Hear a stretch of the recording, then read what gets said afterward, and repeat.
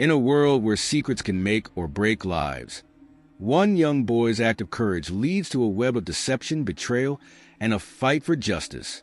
This is the story of Malik, whose bravery changed everything. What happens when you're forced to confront the darkness hiding in the people you trust most? Malik never imagined a single decision could turn his life upside down. But when he dives into a freezing river to save a man, he unknowingly becomes the key to unraveling a massive criminal scheme. As danger lurks closer, Malik finds himself not just fighting for survival, but for justice, and for a future he never thought was possible. Will he make it out alive, or will the truth be buried forever? Stay tuned to see how one boy's bravery ignites a chain reaction that could change everything. Before we dive deeper into this gripping story, if you haven't subscribed to our channel, Epic Story Moments, yet, now is the perfect time. Hit the bell icon so you never miss an update, and be the first to hear our incredible new stories. Don't forget to like, share, and comment to support more heartwarming tales like this. Let us know in the comments where you're watching from. We love hearing from you. When a man decides to throw another over a bridge, hoping to bury his darkest secrets, he never anticipates that someone is watching, hidden in the tall reeds. A 13-year-old boy, Mick, witnessing the harrowing scene, makes a split-second decision to dive into the river. What unfolds next is a heart-pounding story of courage, betrayal, and the profound impact one boy's bravery has in uncovering a truth so powerful it has the potential to shatter lives forever. Before we dive into this story, we want to hear from you. Let us know where you're watching from, and if you believe that a single act of bravery can change lives for the better. And don't forget to like and subscribe for more captivating stories like this. The sun, now nearing the horizon, cast a golden sheen over the gently flowing river. 13-year-old Mick sat crouched in the tall grasses, his fishing rod propped up against a rock. This spot had become his sanctuary, his place of peace away from the noise and worries of home. The hum of cicadas and the occasional splash of a fish breaking the surface were his only companions. The air smelled of damp earth, mixed with the sharp tang of the river, and Mick took a deep breath, savoring the rare moment of calm. It had been 5 long years since his father's tragic death in a factory accident. Since then, his mother, Tanya, had worked tirelessly as a nurse just to keep their small household afloat. Their 2-bedroom home, with its peeling wallpaper and mismatched furniture, was a far cry from the life Tanya had once dreamed for her son. Fishing wasn't just Mick's favorite hobby. It was a necessity. A good catch meant food for dinner that wouldn't stretch their already thin grocery budget. But today, the river was unusually stubborn. Mick's line stayed taut, but nothing bit. Still, he didn't mind. Being here, in this quiet place, was enough to drown out the overwhelming weight of life's worries. But then, the peaceful stillness was shattered by a loud thud that reverberated through the air, jolting Mick upright. Instinctively, he ducked lower into the bushes, his heart racing. Peering through the leaves, he spotted a black sedan stopped on the bridge just upstream. "What the?" he murmured under his breath. The car door swung open and a figure stepped out, moving purposefully toward the railing. Mick squinted, trying to make sense of what was happening. His breath caught when he saw the figure lean over and shove something, or someone, off the bridge. The splash that followed was deafening, and a chill ran down Mick's spine. The sedan's tires screeched as it sped off, leaving nothing but the faint echo of its engine in the air. Mick's eyes frantically scanned the river, searching for signs of the person who had just been thrown over. Then he saw it, a hand, limp and drifting with the current. His stomach dropped. Someone was in the water, struggling. Panic gripped him, but he quickly pushed it aside. His first instinct was to run, to find help, but the river was fast. Whoever it was didn't have much time. "Come on, Mick," he muttered to himself, steeling his nerves. He kicked off his sneakers, dropped his fishing rod, and sprinted down the muddy riverbank. The sharp rocks bit into his bare feet, but he didn't care. By the time he reached the edge, the figure was already being carried farther downstream. Without a second thought, Mick plunged into the cold water. The shock of the cold was overwhelming, and the current was stronger than it looked. For a moment, Mick flailed, struggling to keep himself afloat against the pull of the river. But then, through the swirling water, he saw the figure again.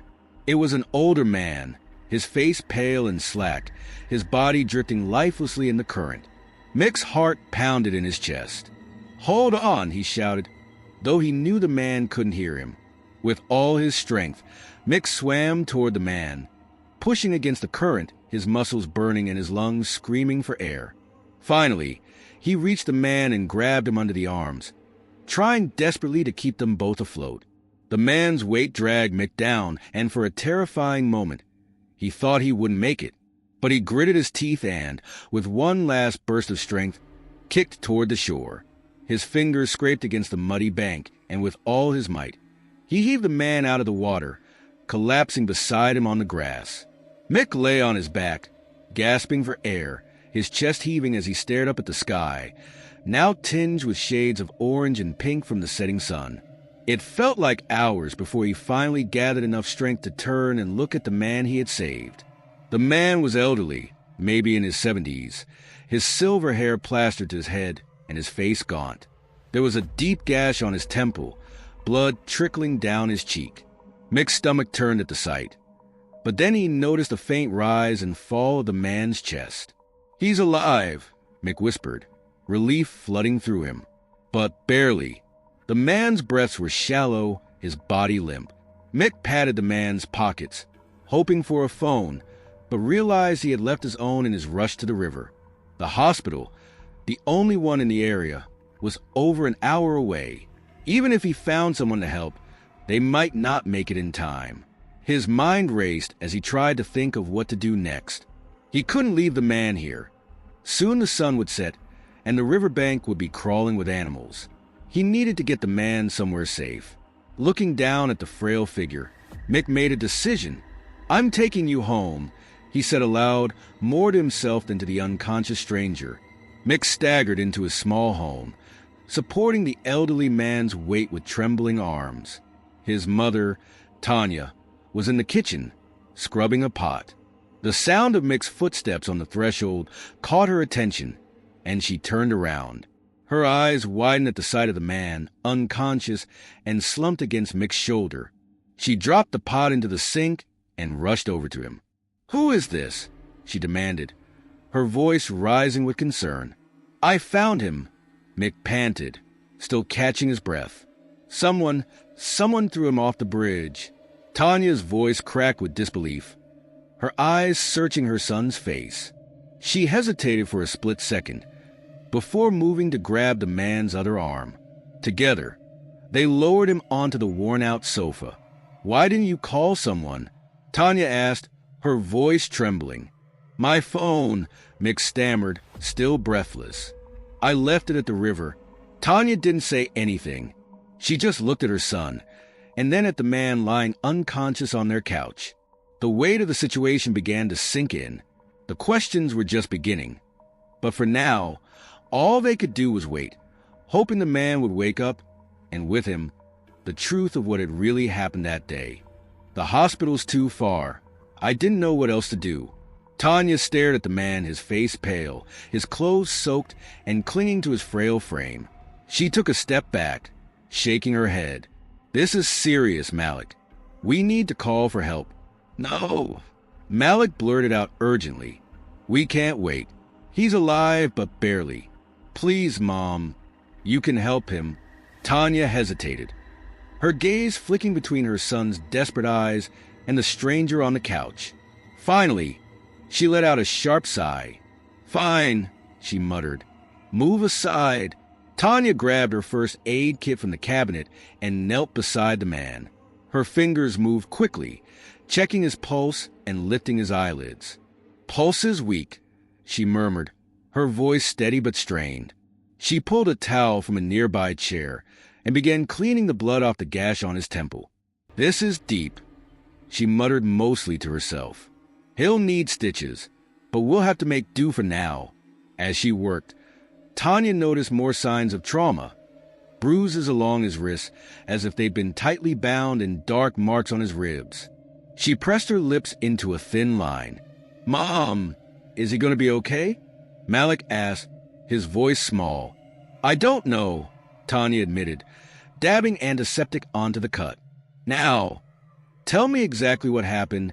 Malik shifted uncomfortably, avoiding her gaze. "I was fishing by the river when I saw someone throw him off the bridge." Tanya froze, the words sinking in. She turned to her son, her expression a mixture of concern and disbelief. "Did you see who it was?" "No. I was too far away. But a car stopped in the middle of the bridge. Someone got out and threw him over." Tanya's hands faltered for a moment before she steadied herself. "You're sure about this?" "Yes." Malik nodded firmly. "It was a black sedan. It sped off right after."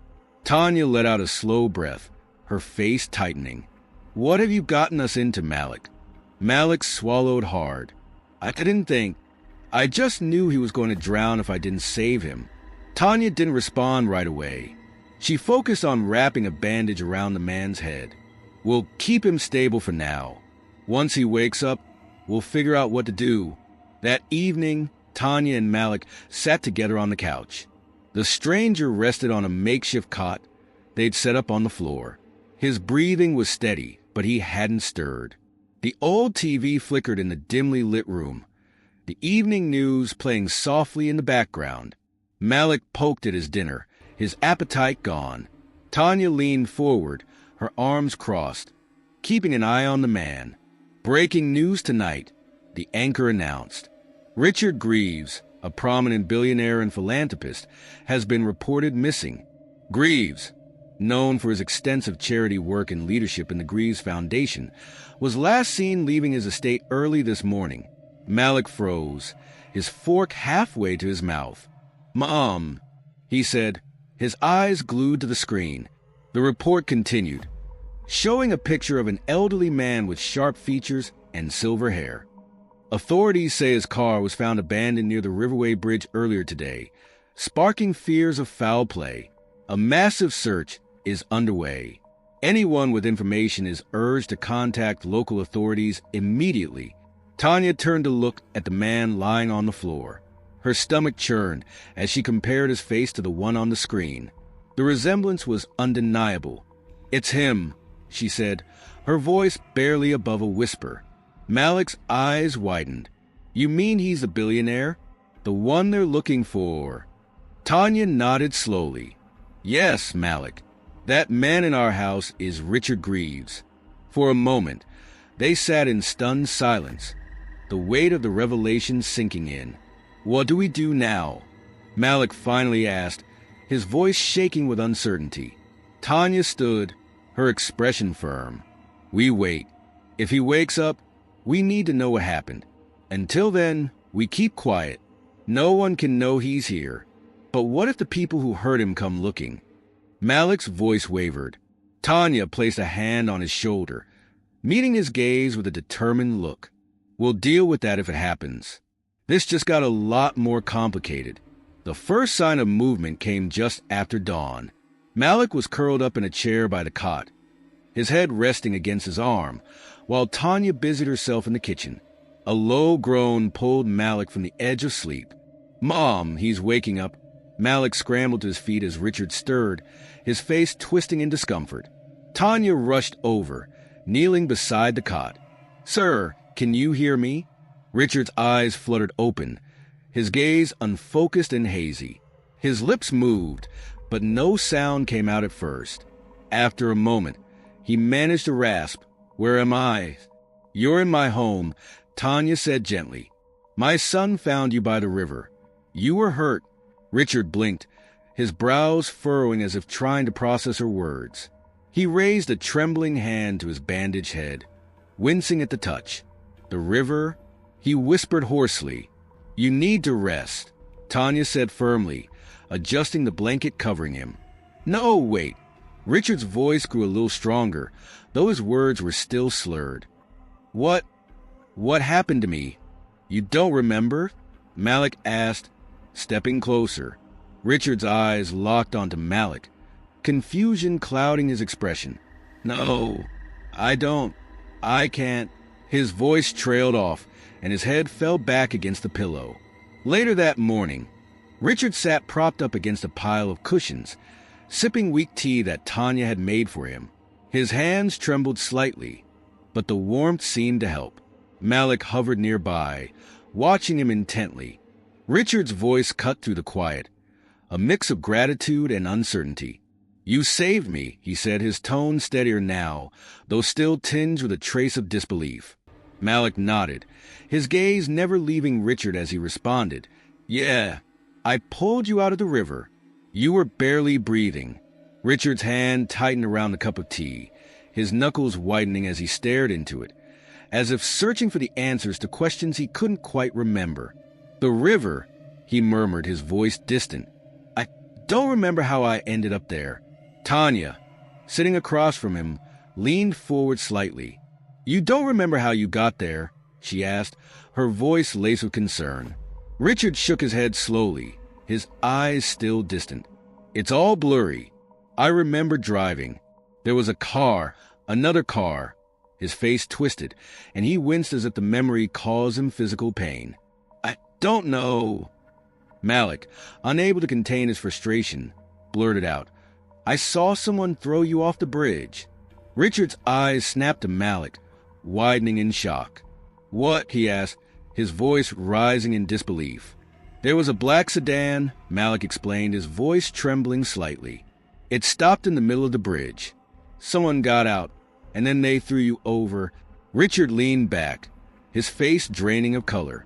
His breathing grew heavier, and Tanya quickly intervened, placing a gentle hand on Malik's arm. "Malik, that's enough for now," she said, her voice firm yet caring. "He needs time." Malik frowned but nodded, stepping back and giving Richard some space. Richard, sensing the tension, looked at Malik and gave a weak smile, his voice soft but grateful. "It's okay," he said. "Thank you for saving me." Over the next day, Richard's strength began to return, though his memory remained patchy. Tanya fussed over him, making him light meals and watching him closely despite his insistence that he was fine. Malik, on the other hand, spent every spare moment sitting beside Richard, peppering him with questions. "Do you remember your name yet?" Malik asked one afternoon, leaning forward eagerly. Richard hesitated, his brow furrowing as he tried to make sense of the name. "Richard," he started, his voice unsure. "Richard Greaves." Malik's eyes widened. "Like the guy on the news?" he asked, his voice filled with disbelief. Tanya, who had been folding laundry nearby, shot Malik a warning look, but Richard waved it off, his expression calm. "It's fine," he said. "The news, huh? What are they saying?" Malik hesitated before replying. "They said you were missing, that they found your car near the bridge." Richard let out a heavy sigh, his shoulders sagging as he processed the information. "So they know I'm gone," he muttered. "Good." Malik was confused. "Why is that good?" he asked. Richard gave him a small, knowing smile. "Because it means they're looking for me. And when the right people find me, we'll set things straight." "What things?" Malik pressed, but Richard didn't answer. The conversation hung in the air unfinished. By the third day, Richard was walking around the house, albeit with a slight limp. His strength was returning, bit by bit. One morning, he watched as Malik practiced, tying fishing lures on the porch, his hands nimble and focused. "You like fishing, huh?" Richard asked, easing himself into a nearby chair. "Yeah," Malik said without looking up. "It's peaceful. Sometimes I catch stuff for dinner." Richard nodded, a distant look in his eyes. "I used to fish when I was your age. My father taught me, said it was the best way to clear your head." Malik looked up, surprised. "You don't seem like the fishing type." Richard raised an eyebrow, a playful glint in his eye. "Oh, and what type do I seem like?" Malik shrugged. "I don't know. You just seem like you'd have other people to do that stuff for you." Richard laughed, a deep, hearty sound that caught both of them off guard. "Well, you're not wrong. I haven't held a rod in years. But I wasn't always like this." He gestured vaguely at his current state. What were you before? Malik asked, genuinely curious. Richard's smile faded slightly, and he looked out at the river, his gaze distant. A kid, trying to figure things out, just like you. In that moment, Malik saw a vulnerability in Richard that made him seem less like a mysterious stranger and more like a person, someone who had lived, struggled, and somehow made it through. Thanks again, Richard said quietly, breaking the silence, for saving me. It means more than you know. Malik grinned. You already said that. Richard's smile returned. Doesn't mean I can't say it again. The morning air was thick with tension as Richard sat on the sofa, absently rubbing his temple. Tanya poured him another cup of tea, her watchful eyes catching every flicker of expression on his face. Malik sat cross-legged on the floor, eager yet apprehensive, sensing that something was about to change. I remember now, Richard said suddenly, his voice low but firm. Tanya paused, her hand tightening around the teapot. What do you mean? What do you remember? Richard took a deep breath, his hand trembling slightly as he set the cup down. The bridge. The man who threw me over. He looked at them, his eyes sharp and filled with something darker than fear.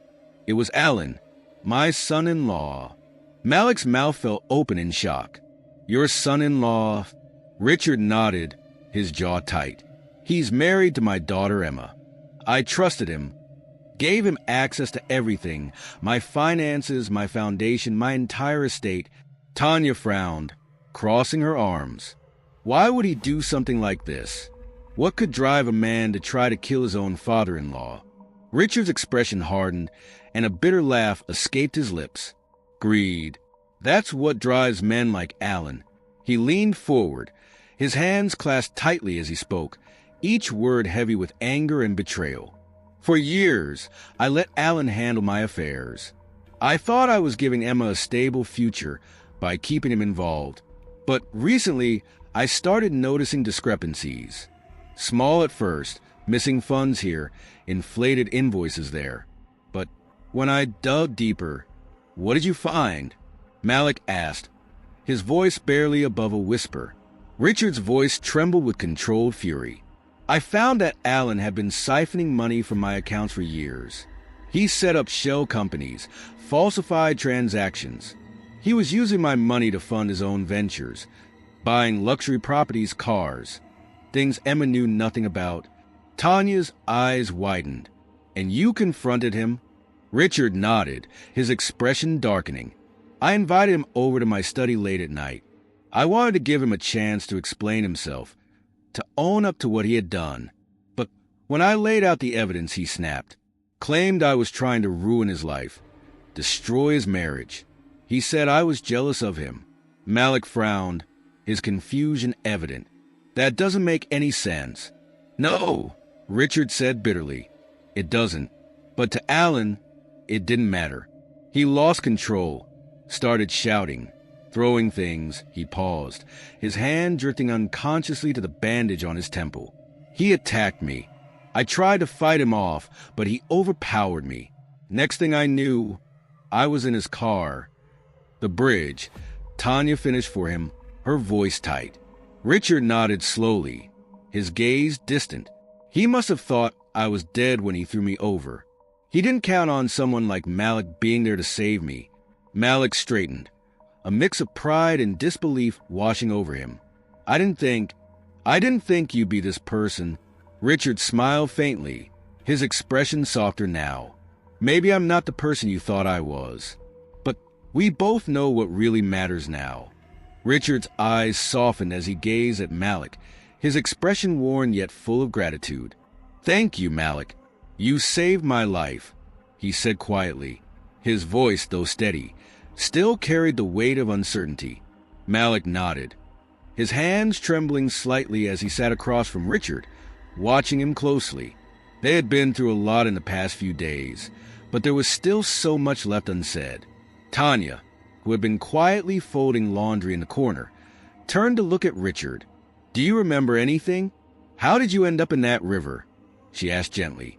Richard closed his eyes for a moment, as if trying to sift through the haze in his mind. His brow furrowed in concentration before he answered. "It's all blurry," he admitted, his voice quiet and full of confusion. "I remember driving. There was a car, another car.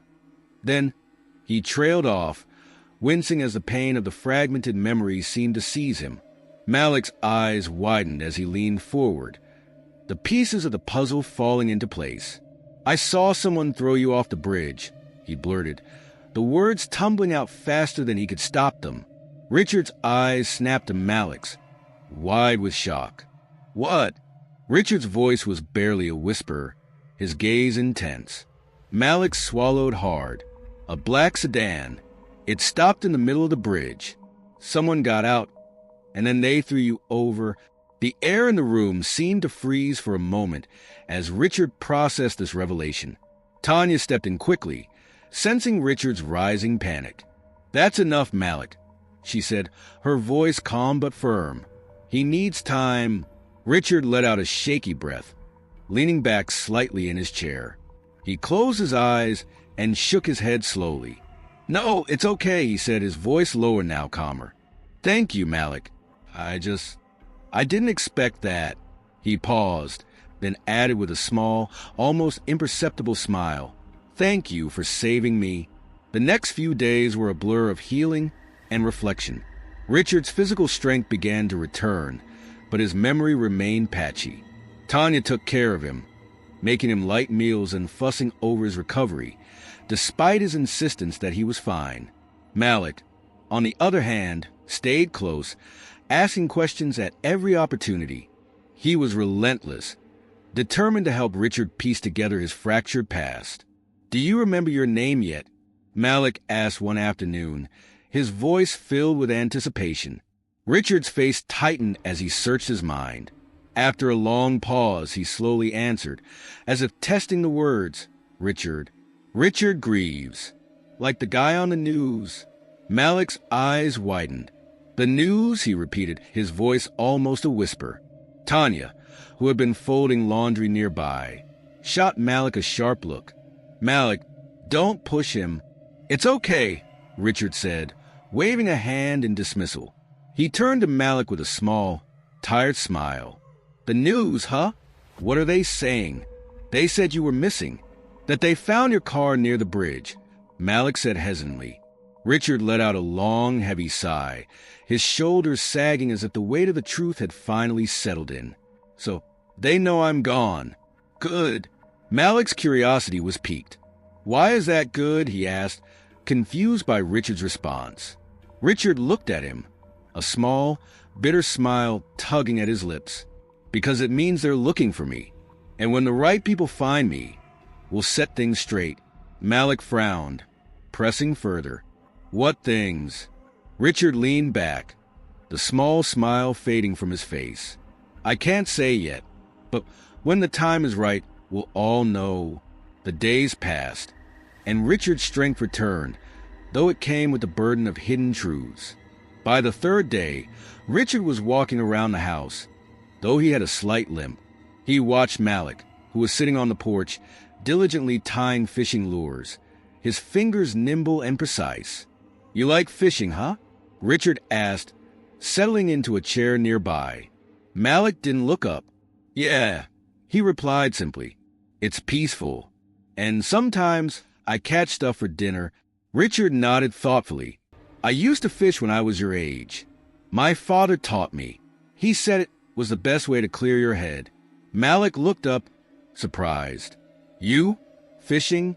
Richard raised an eyebrow with a playful grin. "What? You don't think I'm the fishing type?" Malik shrugged. I don't know. You just seem like you'd have other people to do that stuff for you." Richard let out a deep laugh, one that filled the air with warmth. "Well, you're not wrong. Haven't held a rod in years. But I wasn't always this. He gestured vaguely to his current state. Malik was intrigued. "What were you before?"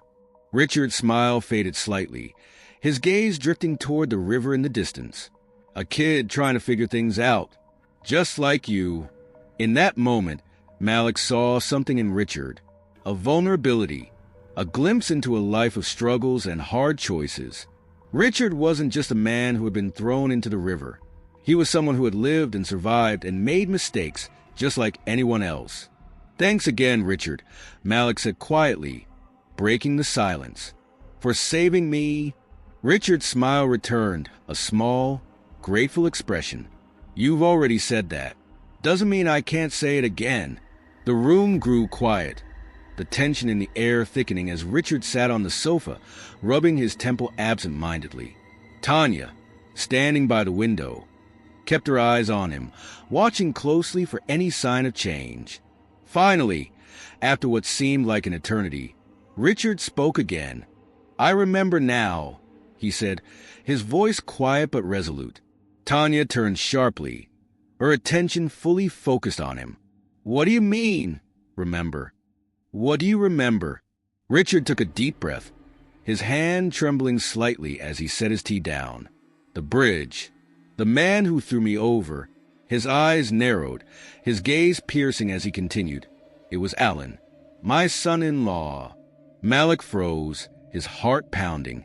"Your son-in-law," he whispered. Richard nodded, his jaw tight with anger. "He's married to my daughter Emma. I trusted him, gave him access to everything. My finances, my foundation, my entire estate." Tanya's face darkened. Why would he do something like this? What could drive a man to try and kill his own father-in-law? Richard's expression hardened, and he let out a bitter laugh. "Greed. That's what drives men like Alan." He leaned forward, his hands clasped tightly in front of him. "For years, I let him handle my affairs. I thought I was giving Emma a stable future. But recently, I started noticing discrepancies. Small things at first. Missing funds. Inflated invoices. And when I dug deeper, Richard's voice trailed off, his face darkening. "What did you find?" Malik asked, his voice barely above a whisper. Richard's eyes flashed with anger. "I found that Alan had been siphoning money from my accounts for years. He set up shell companies, falsified transactions. He was using my money to fund his own ventures, buying luxury properties, cars, things Emma knew nothing about." Tanya's eyes widened. "And you confronted him?" Richard nodded. "I invited him to my study one night. I wanted him to explain himself, to come clean. But when I laid out the evidence, he snapped. Claimed I was trying to ruin his life, that I was jealous of him. That doesn't make any sense," Malik murmured. Richard's lips curled into a bitter smile. "No, it doesn't. But to Alan, none of that mattered. He lost control, started shouting, throwing things." His voice softened, and he unconsciously placed his hand on the bandage on his temple. "He attacked me. I tried to fight back, but he overpowered me. The next thing I knew, I was in his car, and then..." Tanya finished a thought for him, her voice tight with realization. "The bridge." Richard nodded slowly, his expression distant. "He must have thought I was dead when he threw me over. He didn't count on someone like Malik being there to save me." Malik straightened, a wave of pride mixed with unease washing over him. But then another question pressed at his mind. "What about your daughter, Emma? Does she know?" Richard's eyes darkened, his gaze hard. "No. She loves him. At least, she thinks she does. She has no idea what kind of man he really is." The room fell into an uneasy silence. Tanya stood by the window, peering out as if expecting Alan to show up at any moment. Finally, she turned back to face Richard, her expression grim. "We can't keep this quiet," she said, her voice firm. "This is attempted murder, Richard. We need to call the police." Richard stiffened, his hands gripping the armrest of the sofa. "Not yet." Tanya's eyes widened. "What do you mean, not yet?" she demanded, incredulous. "That man tried to kill you. He could come back to finish the job." "I know that," Richard snapped, his voice rising for the first time. Then he softened almost immediately, running a hand through his silver hair. "But if we go to the police now without preparation, Alan will deny everything. He has resources, connections. He'll twist this around and make it look like I'm the one lying. Tanya crossed her arms, frustration written on her face. So, what's your plan? Just wait here and hope he doesn't find you. Richard's expression hardened. No, I need time. Time to gather evidence. I have documents, records, everything to prove what he's done. But they're at my house, in my office. Tanya's gaze softened. And how do you plan on getting them? I don't know yet, Richard admitted, his shoulders slumping. But I can't go to the police until I have them. Tanya sighed, her protective instincts warring with her empathy. I understand where you're coming from, but my priority is Malik's safety. If Alan finds out you're here— She glanced at Malik, who was watching them both intently. I can't put my family in danger. Richard nodded. I'll make sure that doesn't happen. I'll leave if I have to. Just give me a day or two to figure this out. Tanya hesitated. Finally, she nodded, though her expression remained grim. You have 2 days, Richard. But after that, we're going to the police. With or without your evidence. Fair enough, Richard said quietly, though the tension in his jaw revealed his unease. Malik looked between them, his young face serious. If you need help, I can— No, Malik. Tanya cut him off sharply, her tone leaving no room for argument. You've done enough. You saved his life, but this isn't your fight. Malik opened his mouth to protest, but Tanya's stern gaze silenced him. No buts, she said firmly. Richard placed a hand on Malik's shoulder, offering a small smile. Your mom's right. You've already done more for me than I can ever repay. Let the adults handle this now. Malik frowned but nodded reluctantly. His gaze dropped to the floor, the weight of the situation pressing down on him. That evening, as the house settled into an uneasy quiet, Richard sat by the window, staring out at the darkened street. Tanya's words echoed in his mind. He couldn't blame her for being cautious.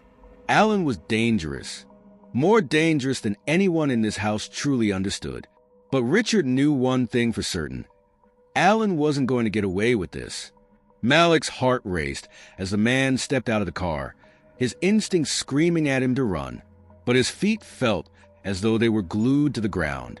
Panic clawed at his throat, yet his voice trembled as he stammered. I got to get home. The man smiled, but it was a smile that didn't reach his eyes. It'll just take a second. Come here. Malik shook his head, stepping back, his mind racing to find an escape. But before he could act, another man appeared behind him, blocking his path. Easy, kid, the second man said, his tone smooth but threatening. We just want to talk. The realization hit Malik like a punch to the gut. They had him boxed in. Panic surged through him, and without thinking, he bolted to the left, ducking through a narrow gap between two fences. The men shouted behind him, their footsteps pounding on the pavement as they gave chase. Malik's lungs burned as he sprinted, zigzagging to confuse them. He spotted a dumpster up ahead and dove behind it, pressing himself against the cold metal.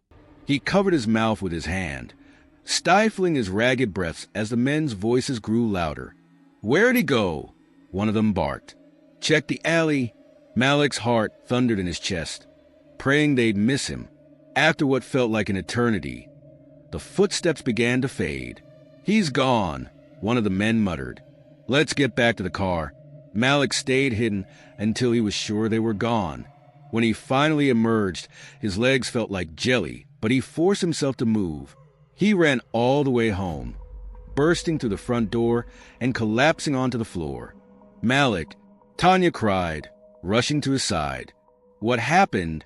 They tried to grab me, Malik gasped, his voice shaking. Tanya's face went pale, and she looked at Richard, who was already standing, his expression grim. Alan's men, Richard said, confirming her worst fear. This is getting too dangerous, Tanya said, her voice trembling with a mix of fear and anger. Richard sat at the kitchen table. A faint frown etched across his face as he flipped through a notebook Tanya had given him. Malik sat across from him, watching as Richard scribbled dates and figures onto a fresh page. Tanya leaned against the counter, arms crossed, breaking the silence. "Are you sure you remember everything?" she asked, concern lacing her voice. "I don't have much choice," Richard replied without looking up. Alan was sloppy, "but I need to make sure the pieces fit together before I hand anything over." He paused, rubbing his temple as the details slowly came back to him. There were unauthorized transfers, large sums moved to offshore accounts, ones I didn't recognize. Alan thought he was clever, but the paper trail is there.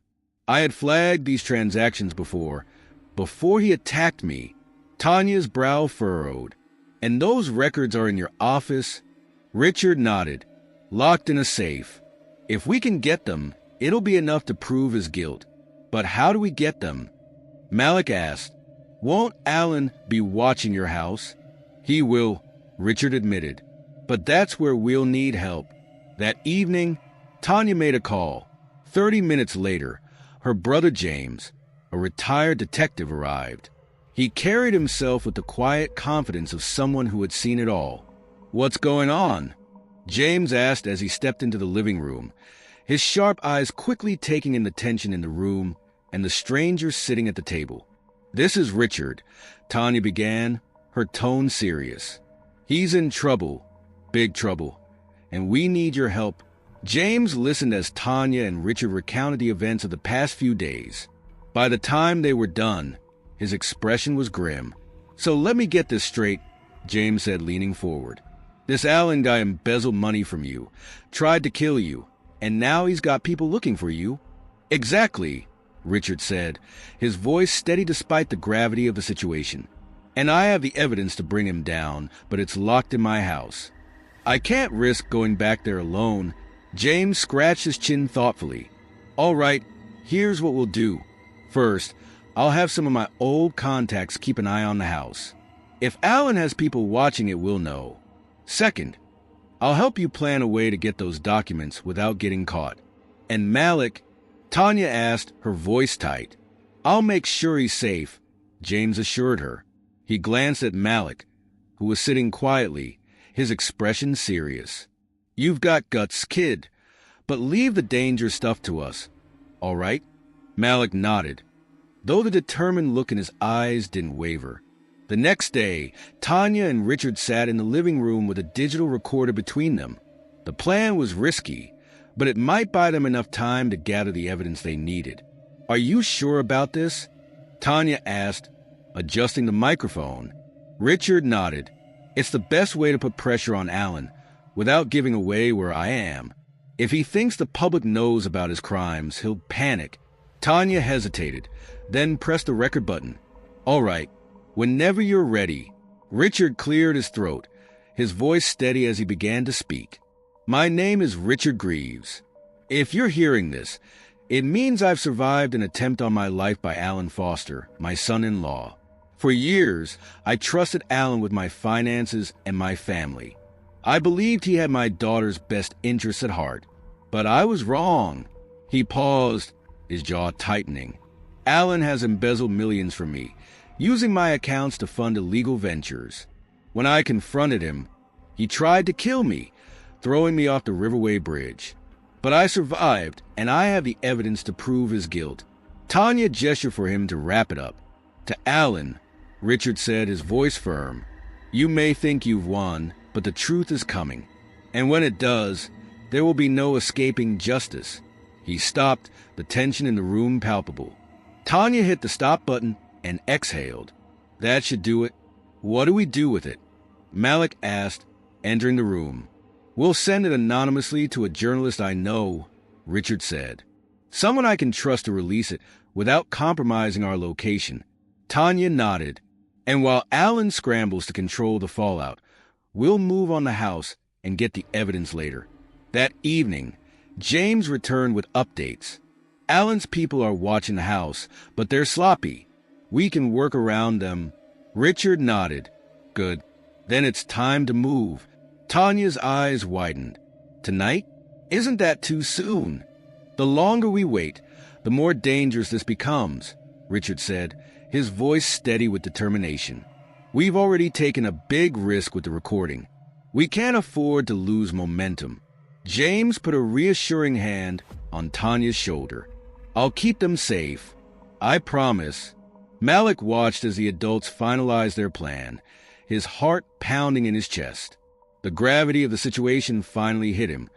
This wasn't just about saving Richard anymore. This was about survival for all of them.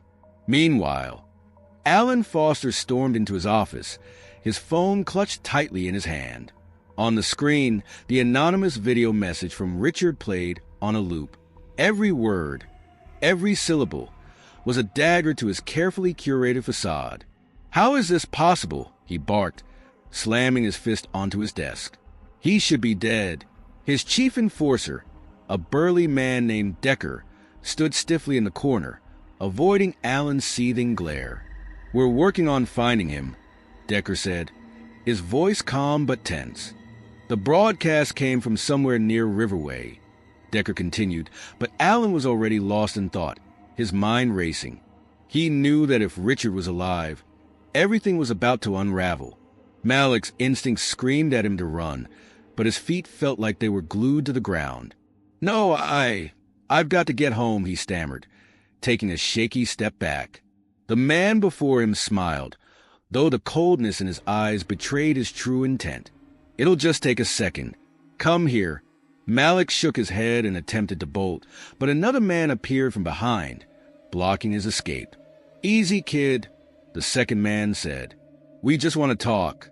Panic surged through Malik as he realized he was boxed in. Without thinking, he bolted to the left, ducking through a narrow gap between two fences. The men shouted behind him, their footsteps pounding on the pavement as they gave chase. Malik's lungs burned as he sprinted down the alley, zigzagging to keep them guessing. He spotted a dumpster ahead and dug behind it, pressing himself against the cold metal. He covered his mouth, trying to stifle his ragged breaths as the men's voices grew louder. "Where'd he go?" one of them barked. "Check the alley."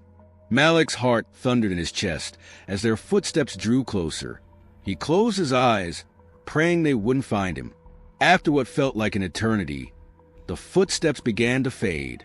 "He's gone. Let's get back to the car," one of the men muttered. Malik stayed hidden, barely daring to breathe until he was sure they were gone. When he finally emerged, his legs felt like jelly, but he forced himself to keep moving. He ran all the way home, bursting through the front door and collapsing onto the floor. "Tanya," he cried, his voice shaking. They tried to grab me." Tanya rushed to his side, her face paling. "What happened?" she asked, her voice filled with concern. They tried to grab me," Malik gasped. His voice quivered with fear. Tanya turned to Richard, who was already standing. His expression was grim. "Alan's men," Richard said, though it wasn't a question. "This is getting too dangerous," Tanya said, her voice trembling with a mix of fear and anger. Richard sat at the kitchen table. A faint frown etched across his face as he flipped through a notebook Tanya had given him.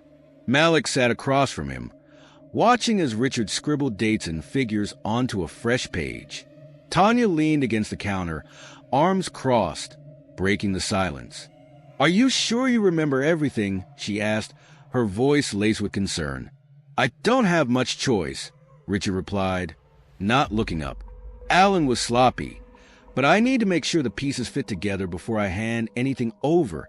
He paused, rubbing his temple as the details slowly came back to him. There were unauthorized transfers, large sums moved to offshore accounts I didn't recognize. Alan thought he was clever, but the paper trail is there. I flagged these transactions before he attacked me. Tanya raised an eyebrow. "And those records are in your office?" Richard nodded. "Locked in a safe. If we can get them, it'll be enough to prove his guilt. But how do we get them?" Malik asked, his voice tinged with fear. "Won't Alan be watching your house?" "He will," Richard admitted, "but that's where we'll need help." That evening, Tanya made a call.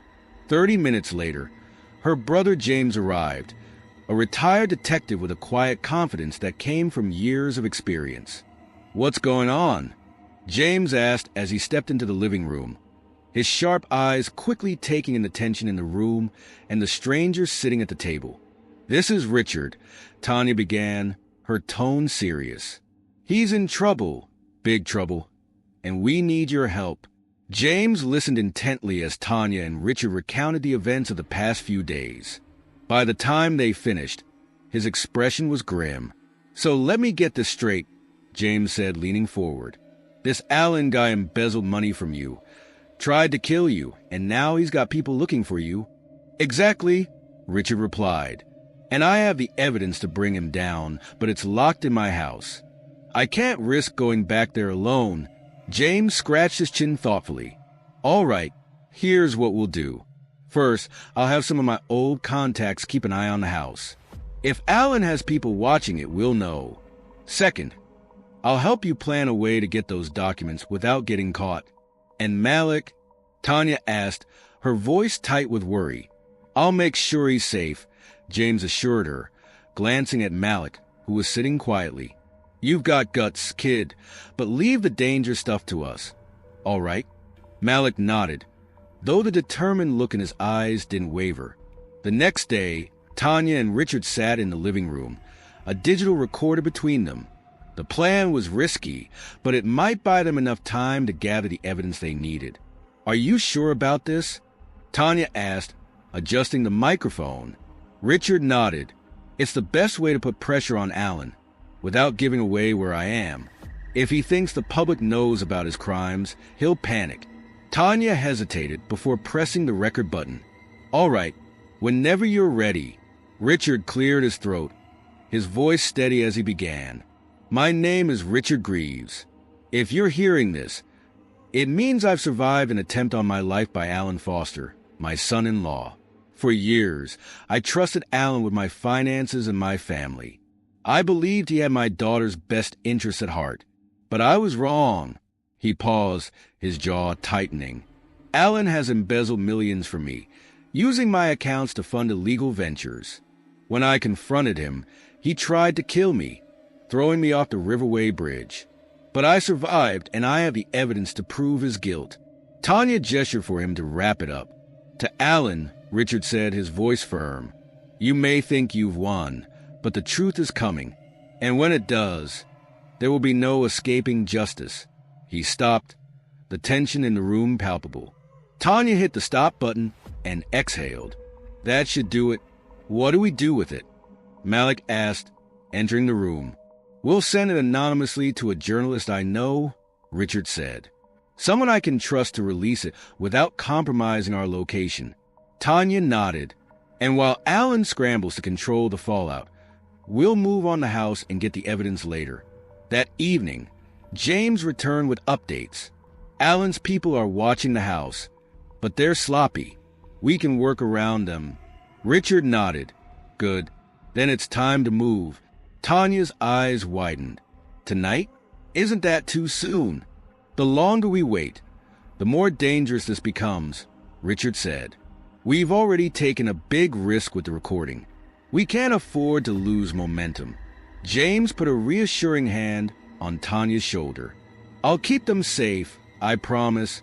Malik watched as the adults finalized their plan, his heart pounding in his chest. The gravity of the situation finally hit him. This wasn't just about saving Richard anymore. This was about survival for all of them. Alan Foster stormed into his office, his phone clutched tightly in his hand. On the screen, the anonymous video message from Richard Greaves played on a loop, every word, every syllable a dagger to his carefully curated facade. "How is this possible?" Alan barked, slamming his fist onto his desk. "He should be dead." His chief enforcer, a burly man named Decker, stood stiffly in the corner, avoiding Alan's seething glare. "We're working on finding him," Decker said, his voice calm but tense. "The broadcast came from somewhere near Riverway. We've narrowed it down to a few neighborhoods." Alan's eyes narrowed. "A few neighborhoods? That's not good enough. I want this handled tonight. Find him and make sure he doesn't have a chance to spread another word. Decker nodded, turning on his heel to relay the order to his team. As he left, Alan leaned back in his chair, his breathing heavy. The walls were closing in and he knew it, if Richard was alive with evidence in hand. It was only a matter of time before everything unraveled. Malik's heart raced as he stood there, his eyes glued to the black SUV creeping through the quiet street. It was an ominous sign, the start of something far more dangerous than he'd ever imagined. He could feel the tension in the air as the vehicle halted in front of Tanya's house. Malik's breath caught in his throat. "They're here," he whispered, his voice barely audible, shaking with fear. Tanya acted swiftly, flicking off the lights and rushing to him. "Malik, take Richard and hide," she ordered, her voice filled with urgency. "Go to the crawl space under the stairs, and don't come out until I say so." Malik nodded, grabbing Richard's arm and whispering urgently, "Come on." Richard hesitated for a moment, his gaze lingering on Tanya, but she didn't have time to explain. "Now's not the time for pride," Tanya snapped. They disappeared into the shadows, leaving Tanya alone with her brother, James, who was already preparing for what might come. James was loading his old revolver, his face grim but determined. "You sure about this?" Tanya asked, her voice trembling slightly. James nodded. "They're not leaving here with him." Just then, the front door shattered, splintering into pieces as 3 men stormed in, their faces cold and menacing. "Where is he?" the leader demanded, his voice sharp and demanding. Tanya stepped forward, her heart pounding but her chin held high. "Get out of my house," she said firmly, trying to maintain control of the situation. The leader smirked, clearly amused. "Lady, you're out of your depth. Hand him over, and we'll leave without any trouble." James emerged from the shadows, his revolver aimed squarely at the man's chest. "Looks like you brought trouble with you," he said in a low, calm voice. "Now get out." The man's smile faltered, but he didn't retreat. Instead, he motioned to his men to spread out and search the house. "Find him," he growled. The intruders began tearing through the house, overturning furniture and ripping open closets. Tanya's heart hammered in her chest. One of them was heading toward the stairs. "Hey!" Tanya shouted, grabbing a lamp from the side table and hurling it at the intruder. It hit him square on the shoulder, knocking him off balance. Before he could recover, James fired a warning shot into the air. "That's enough," he bellowed. "The next one won't miss." The leader raised his hands, a thin smile returning to his face. "All right, old man, no need to get trigger-happy." But the tension snapped when Decker appeared, dragging Malik out of the crawl space by his arm. "Found the kid," he sneered, tossing Malik toward Tanya. Her blood ran cold. "Let him go," Tanya shouted, her voice breaking. Decker laughed. "Not until you tell us where the old man is." "I'm right here." Richard's voice rang out from the hallway as he stepped into the room. Tanya's eyes went wide with shock. "Richard," she whispered, barely able to believe what she was seeing. Richard raised his hands, his voice firm. "Let the boy go. This is between me and Alan." Decker shoved Malik toward Tanya, who quickly pulled him close. "Smart man," Decker muttered. "But before I grab you, old man." James fired another shot, this one grazing Decker's arm. "Back off," he shouted. Chaos erupted as the men lunged at James and Tanya.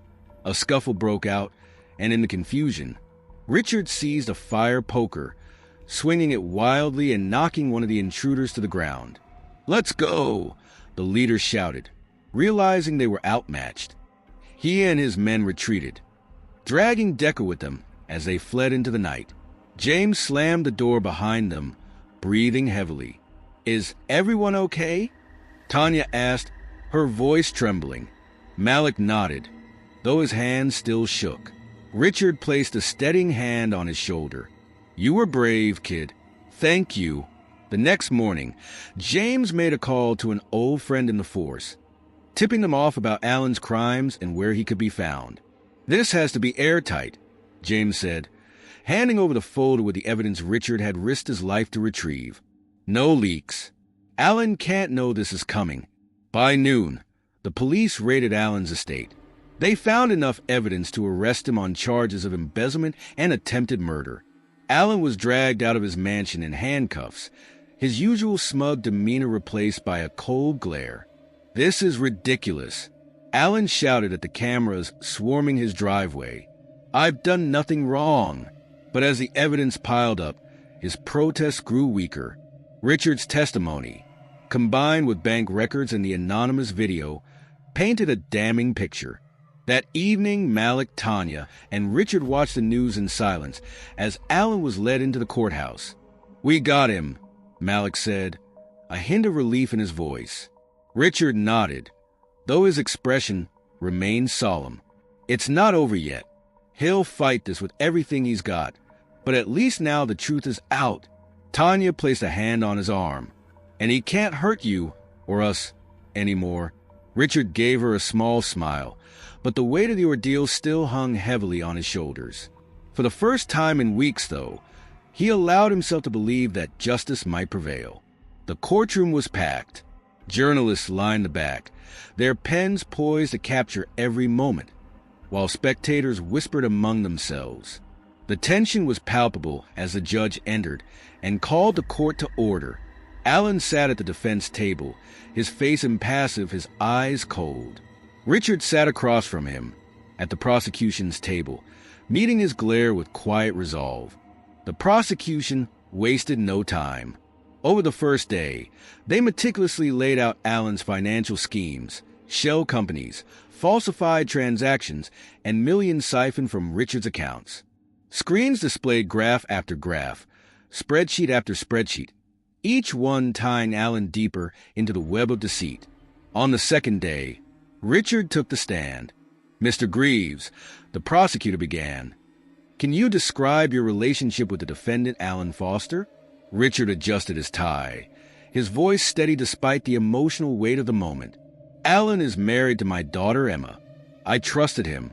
I gave him control over my finances, believing he had my family's best interests at heart." "And when did you first suspect wrongdoing?" "About 6 months ago," Richard replied. "I noticed discrepancies in my accounts, money missing, unusual transactions.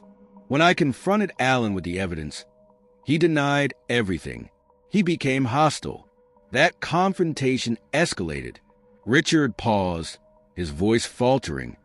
"For the first time, he attacked me, and then he tried to kill me." The courtroom fell silent. "And what did he do?" the prosecutor asked. "He threw me off the Riverway Bridge," Richard said firmly. "He left me for dead." Alan's attorney stood, objecting. "Your Honor, speculation," he said. The judge nodded, sustained. "The jury will disregard the witness's interpretation of the defendant's intent." Richard continued undeterred. "If it weren't for Malik, I wouldn't be here today." All eyes turned to Malik, who sat nervously in the gallery. His palms were slick with sweat as he approached the witness stand. His mother gave him a reassuring nod, but the weight of the moment pressed heavily on him. "State your name for the record," the prosecutor said. "Malik Johnson," he replied, his voice trembling slightly. "Malik, can you tell the court what you witnessed the evening of Richard Greaves' attack?" Malik glanced at Richard, who gave him a small, encouraging smile. "I was fishing by the river," Malik began. "It was quiet, and then I heard a loud crash. I looked up and saw a black car stopped on the bridge. Someone got out, went to the side of the bridge, and then they threw something over." The prosecutor leaned forward. "What did you see next?" "I saw a man in the water," Malik said, his voice growing steadier. "I didn't know who it was, but he wasn't moving. I jumped in to save him." The defense attorney stood abruptly, objecting. "Objection, Your Honor. This is an unreliable witness. He was a child, alone, and it was dark. He can't possibly identify the defendant." The prosecutor countered. "Your Honor, the witness isn't identifying the defendant. He's corroborating the sequence of events." "Overruled," the judge said. Malik continued, his confidence building. Later, I saw pictures of Mr. Greaves on the news. That's when I realized he was the man I pulled out of the river. The trial reached its climax when the prosecution called an unexpected witness, Alan's former business associate, Thomas Crane. As Crane took the stand, Alan's calm exterior finally cracked. His eyes narrowed with fury. "Mr. Crane," the prosecutor began, "can you explain your relationship with the defendant?" "I worked with Alan on several business ventures," Crane said, his tone measured. "He approached me to help set up offshore accounts and shell companies to move funds from Mr. Greaves' accounts. Were you aware that these actions were illegal?" Crane hesitated. Then he nodded. "Yes, but Alan assured me no one would find out." "And what happened when Mr. Greaves confronted Alan about the discrepancies?" "Alan panicked," Crane said. "He told me he had to get rid of the problem. I didn't know what he meant at the time, but when I heard about the incident at the bridge," Crane's voice faltered, "I realized what he'd done." "Why are you testifying today?" the prosecutor asked. Crane glanced at Alan, then back at the prosecutor. "Because it's the right thing to do. I can't erase what I've done, but I can make sure the truth comes out." The courtroom erupted in murmurs as the prosecutor rested their case. The jury deliberated for only 4 hours before returning with a verdict. "We, the jury, find the defendant Alan Foster guilty of embezzlement, fraud, and attempted murder." Alan slumped in his chair, his arrogance finally replaced with visible defeat. The judge wasted no time in sentencing him to life imprisonment without parole. As the gavel struck, the courtroom exhaled collectively. Malik watched as Alan was led away in handcuffs, his once pristine suit now a symbol of his shattered empire. Later that evening, Malik sat on the porch of his home, staring out at the stars. Richard joined him, lowering himself carefully into the chair beside him. "You okay, kid?" Richard asked. Malik nodded, though his expression was pensive. "I just didn't think it would feel like this." "Like what?" Malik shrugged. "I thought I'd feel happy, like it was all over. But it's not, is it?" Richard smiled faintly. "No, it's not. But things like this leave a mark. But you did something incredible, Malik. You saved my life, and you helped bring a dangerous man to justice. That's no small thing."